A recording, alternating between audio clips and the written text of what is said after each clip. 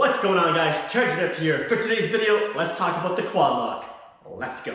Alright guys, I've had the quad lock now for just over a year, and I thought, you know what? Let's do a year review. If you follow my channel, guys, you've seen my install and my first review of the quad lock. I'll put those videos in the top right hand corner and in the description down below if you guys want to see those. Well, what can I actually say about the quad lock at this point, 1 year later? I love this thing. This thing is awesome.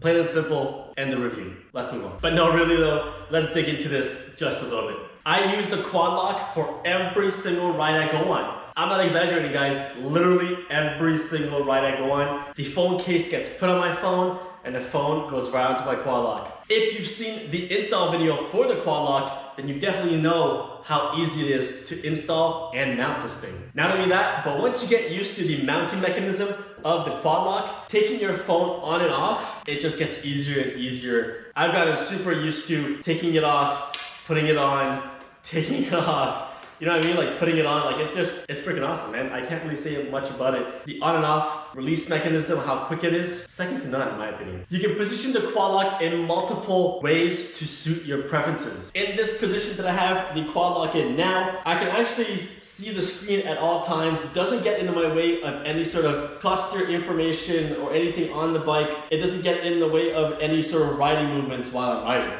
I have tried slightly different positions, and I'm really happy with the way I have set it up right now. The fork stem mount right over here, this part right over here, has not moved since I've installed it. Literally, has not moved, have not had any issues with it whatsoever. It's got really sturdy hardware and parts, and I'm really impressed by how it's actually held up. If you do get the quad lock for your motorcycle, guys, I do recommend getting the vibration dampener. When your phone is locked onto the quad lock and you're riding, the phone is literally just bouncing around from the vibrations from the road. And the vibrations can actually damage the cameras on modern phones nowadays. So the vibration dampener actually reduces that risk or takes away that risk altogether by actually giving it a little bit more of a leeway when it comes to vibrating, and actually takes away that possibility of your phone getting damaged.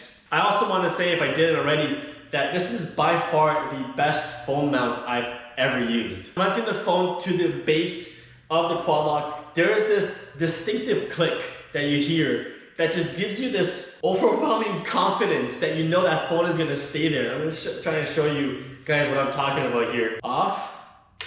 There's that click. When you hear that click, you know it's on there and it's not going anywhere.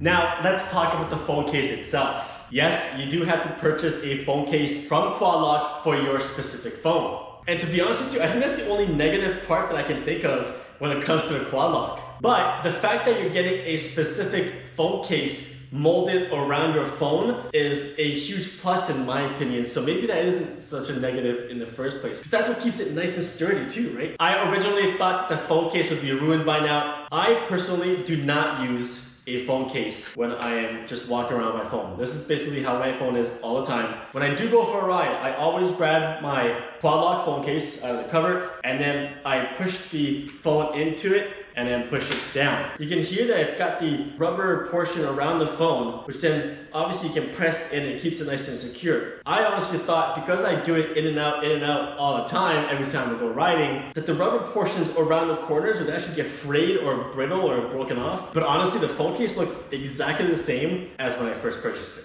I also thought that with the design that the quad lock has, that the phone case backing here would eventually just fray or break or anything, to be honest with you, with the constant locking and unlocking of the phone. But I have not seen any sort of fraying whatsoever or any sort of damage to it. So I'm really impressed about that as well. Again, it still looks the same. Even the locking mechanism on the mount and the phone still look exactly the same like it did when I first bought it. As I mentioned in my previous video, I honestly think that you would actually replace your phone before you replace your quad lock. And that's pretty good considering nowadays things are not made to last, and this thing definitely is. When I did the second video for the quad lock, I wasn't really used to the mechanism yet, and I think that might be the only negative part that I can think of, is that the mechanism takes some time to get used to. I got used to the quad lock after riding with it for I believe a couple of weeks 4 or 5 weeks, and then at this point I'm just like, it's like second nature to put the phone on and off. You definitely get what you pay for when it comes to the quad lock. The quality and hardware that you get, I think, is far superior than any other phone case out there. It does cost more than other phone holders, sometimes double, maybe even triple some phone holders, but in my opinion, it's worth it. I purchased this setup from Quad Lock in 2021 for $134.85, Canadian that is. I would definitely buy it again. My final thoughts on this, guys, as I said previously in the beginning of the video, I love this thing. 2 thumbs up, 5 out of 5, 10 out of 10. Whatever your scoring system is, I think it deserves the full score. As mentioned previously, I use this thing every single ride. Every single ride it's on there. And I intend to continue to use it for every single ride in the future. If you guys have any sort of questions about the quad lock, the hardware, or maybe even the installation, hit me up in the comments down below. Don't be shy, guys. Hit me up in the comments down below and I'll see if I can answer your questions. If you guys enjoyed this video, smash that like button, hit that subscribe button, and hit that notification bell for future videos with the R6 and its accessories. Until the next one, guys.